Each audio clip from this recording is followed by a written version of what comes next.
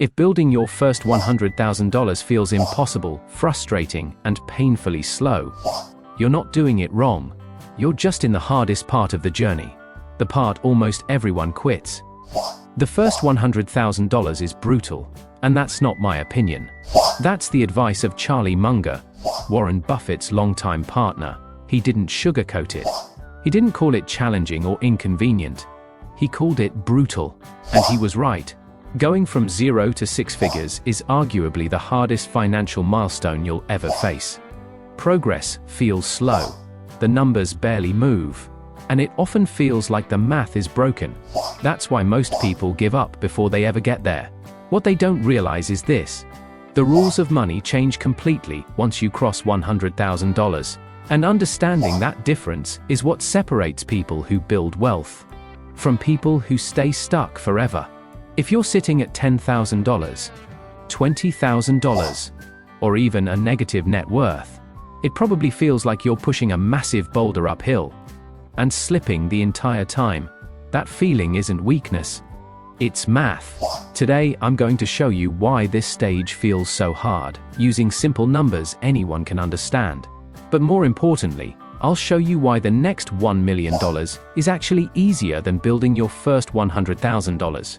We'll break down the snowball effect that accelerates wealth, the psychological trap that causes 90% of people to quit too early, and a clear, realistic roadmap to reach your first $100,000, so money finally starts working for you instead of against you.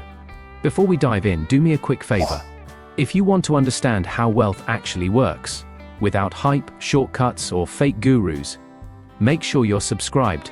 It might be the highest return on investment you get from your time today.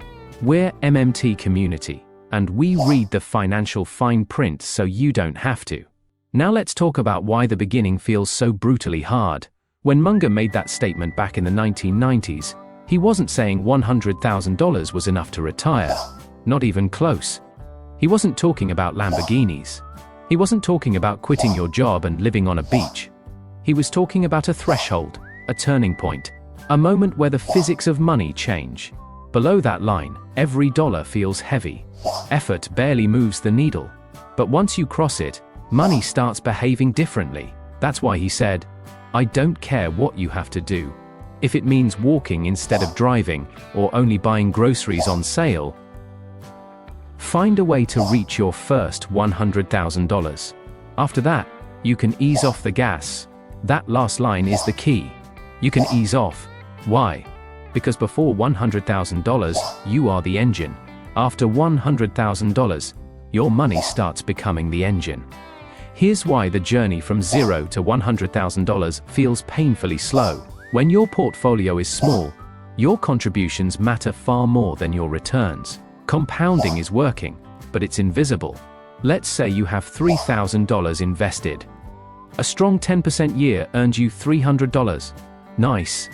But it doesn't change your life. You could save the same $300 by skipping a few dinners out. At this stage, every dollar you add matters more than squeezing out an extra 1 to 2% from the market. This isn't opinion, it's math. Bankrate ran a scenario that perfectly shows how frustrating this phase is. Imagine you invest $6,000 a year, that's $500 a month, with a solid 7% return. After 5 years, you've contributed $30,000. Your total balance? About $34,500. Only $4,500 came from growth. That means 85% of the money came from you. Your paycheck, your discipline, your consistency. 5 years of grinding.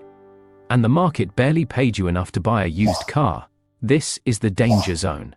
This is where people say, investing doesn't work. And this is exactly where most people quit. Right before everything changes. The problem isn't the math. It's psychological. This is the moment people realize they could have had more fun. They think, I could have driven a nicer car. I could have gone on vacation. My life would feel the same. And that's why they stop.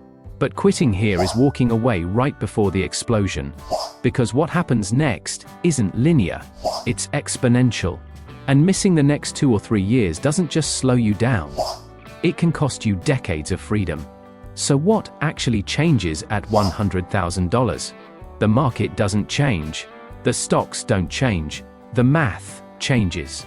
At $100,000, a 7% return earns you $7,000 in 1 year.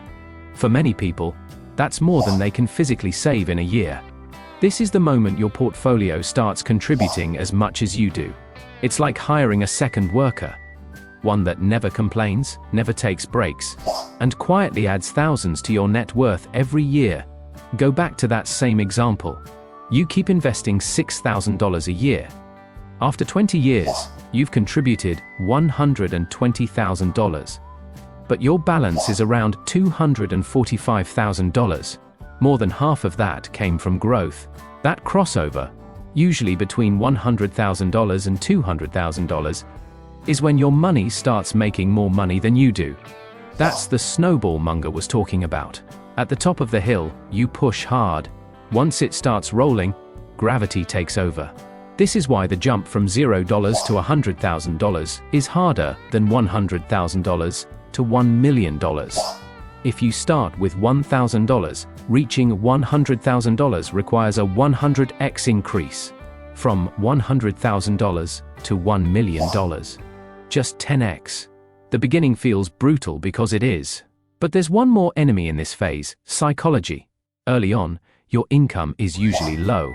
Rent is high. Student loans exist. Saving feels like punishment. Your portfolio is flat. No dopamine. No excitement.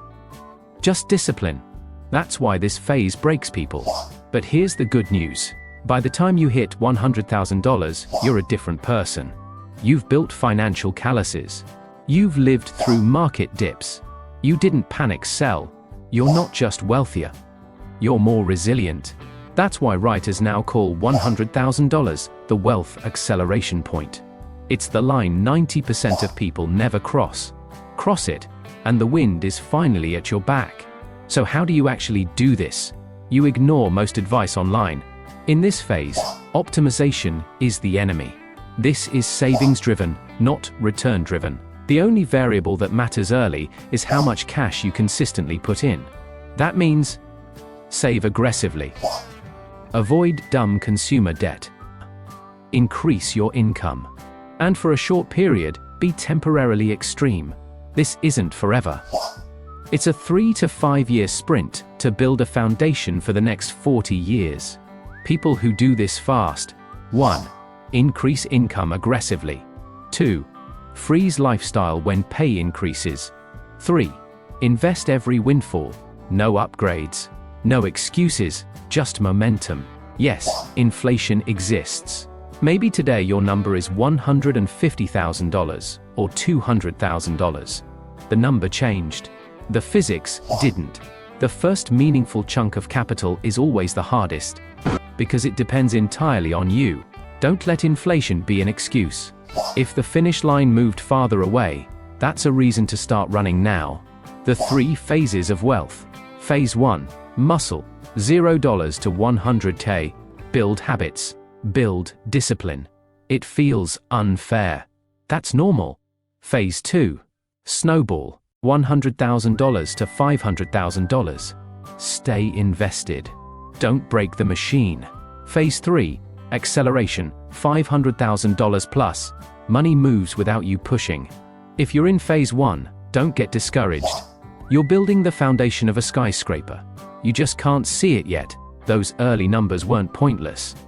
They were training. Munger was right. It's brutal. But it might be the most important brutal challenge you'll ever conquer. So where are you on this curve? Muscle phase? Snowball? Acceleration? If you've passed $100,000, did you feel the shift? Drop a comment. Your story might keep someone else going. And if this helped you understand money more clearly, hit like, share, and subscribe to MMT Community for no hype breakdowns on wealth, money, and financial freedom. Your future self will thank you.